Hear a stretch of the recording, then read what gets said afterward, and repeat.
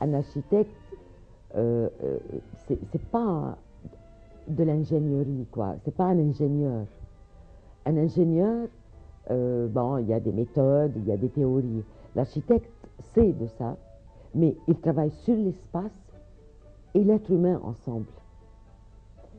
Et le Vieux Caire, pour moi, c'était la première fois pour expérimenter, presque au Caire, ça veut dire presque travailler avec les gens qui habitent un quartier historique et voir comment réhabiliter les monuments, leurs monuments, leur habitation, d'une manière à s'adapter à ce contexte historique.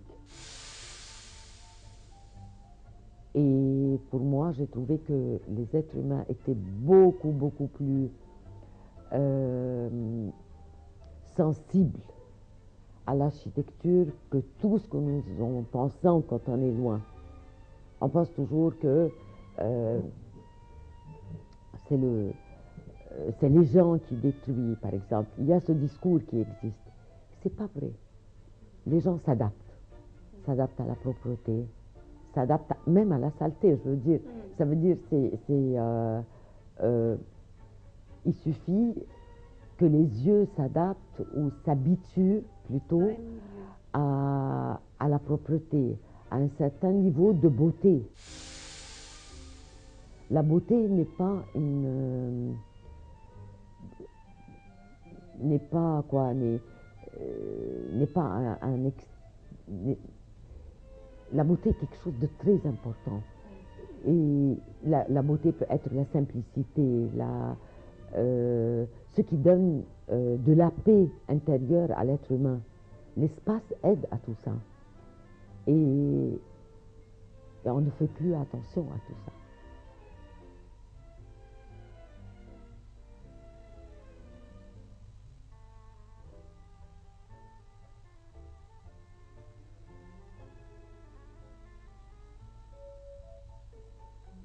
Être près de l'être humain et également de l'espace, comment? Traduisez-nous un peu cette idée.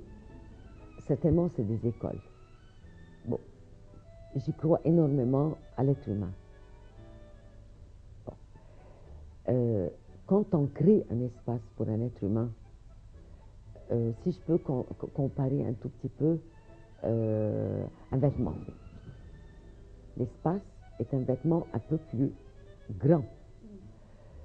Si cet espace ne répond pas aux besoins psychologiques, moraux, matériels à l'être humain, donc je ne crée pas un vrai espace. Nous avons pris plus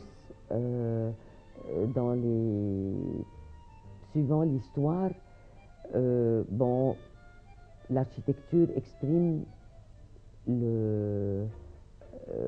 la force. Par exemple, dans l'architecture antique, il y a cette force d'État, par exemple, qui exprime les temples, exprime le spirituel. On n'est jamais descendu, suivant chacun, suivant les écoles. Moi, j'aime suivre l'être à qui je construis. Ça veut dire, par exemple, je sais que quand j'aime beaucoup construire l'école. Et en construisant l'école, j'essaye de sentir et de reprendre les sentiments de mon enfance, de tous les enfants que je connais, et imaginer comment cet espace peut donner de la joie et du calme, de la paix aux enfants. Le changement de l'espace, le changement visuel de l'espace, ça veut dire si une chambre est un cube, par exemple, comment dans ce cube essayer de créer quelque chose qui s'adapte à l'œil, qui relie l'œil et la paix intérieure de l'être humain. Et cela Euh, Peut-être en donnant l'exemple d'une maison, mais l'exemple le plus grand, c'est quand on parle de la ville, quand on parle de euh, des bâtiments publics surtout.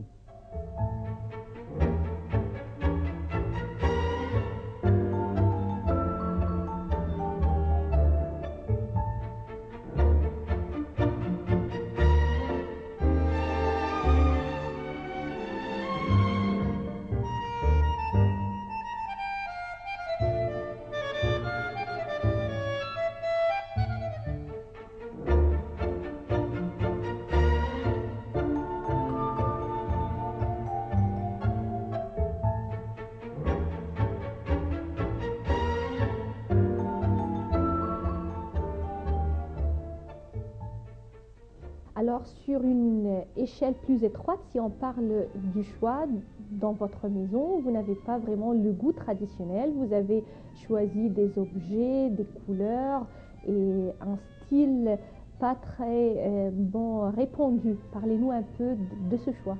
Je sais qu'au moment, certainement, il y a toujours un côté aussi, qu'est-ce qu'on peut dépenser, quelles sont nos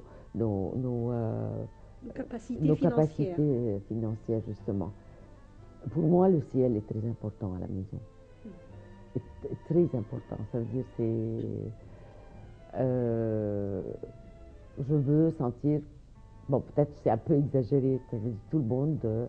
Je sais que mes amis se moquent des fois de moi, ils me disent, Monette, t'as pas un mur sans fenêtre.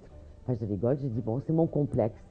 J'aime la lumière, je veux voir le ciel tant que je peux. Et en même temps,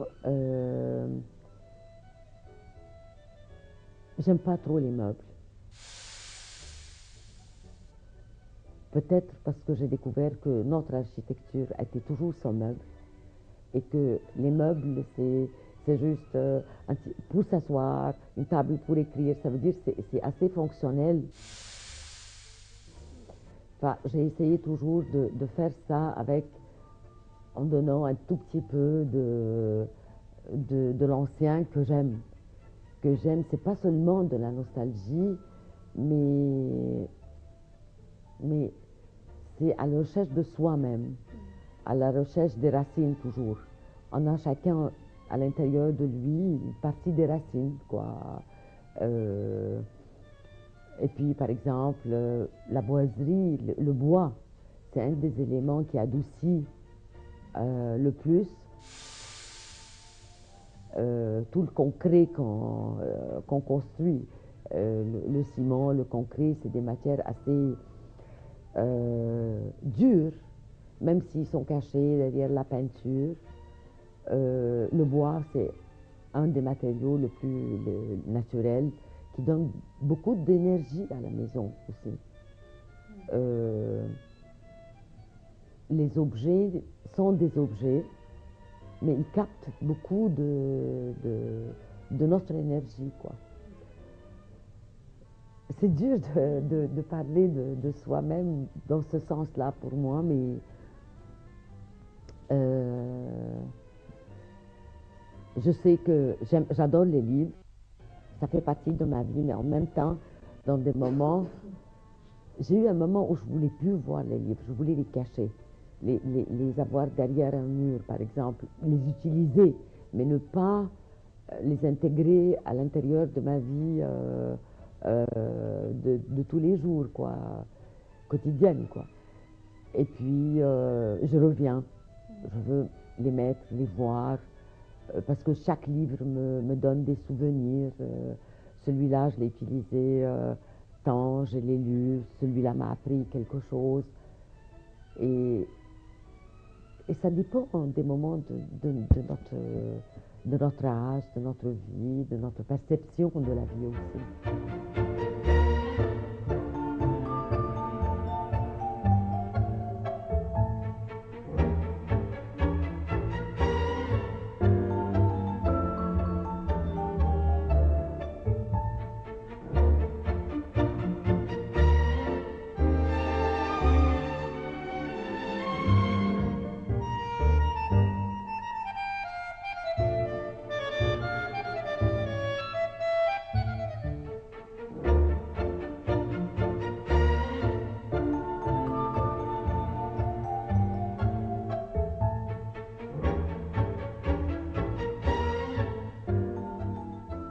toujours avec ce monde de livres.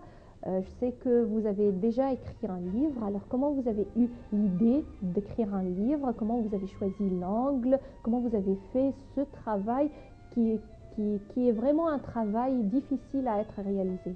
Le seul choix que j'ai fait au début, c'était de choisir de travailler sur le Caire médiéval, sur les palais et les maisons du Caire. Je vous ai dit que j'ai commencé comme architecte nègre à l'IFAO. Et j'ai découvert à quel point on peut profiter d'être nègre. Parce que, bon, j'ai fait systématiquement les relevés de tous les palais et les maisons médiévales et mamelouks du Caire.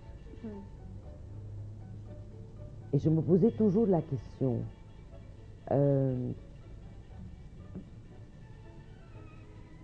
est-ce que dans des moments j'avais marre, je me disais, est-ce que vraiment il y a quelqu'un qui a besoin de ça un jour? Et puis, moi-même, j'ai vu à quel point tout ce travail m'a formé. M'a formé les yeux, m'a formé la vision de voir, m'a formé comme architecte.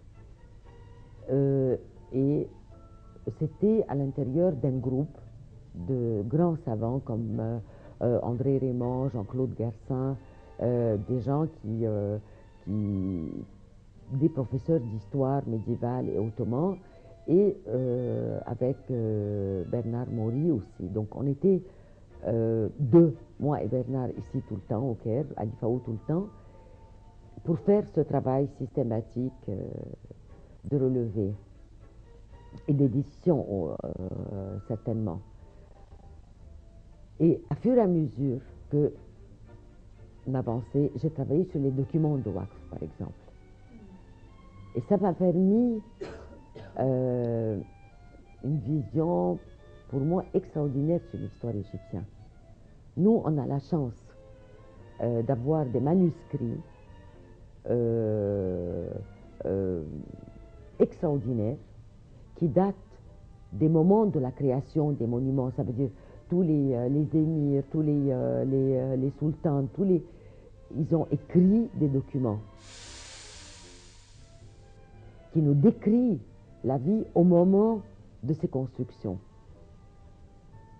Et ces documents-là, c'est des documents de base de l'histoire. L'architecte Mona Zakaria, on s'arrête là, mais on va continuer à découvrir les différentes facettes de votre vie à travers la nouvelle édition de Femmes d'Égypte. Merci beaucoup, c'est moi qui dois vous remercier.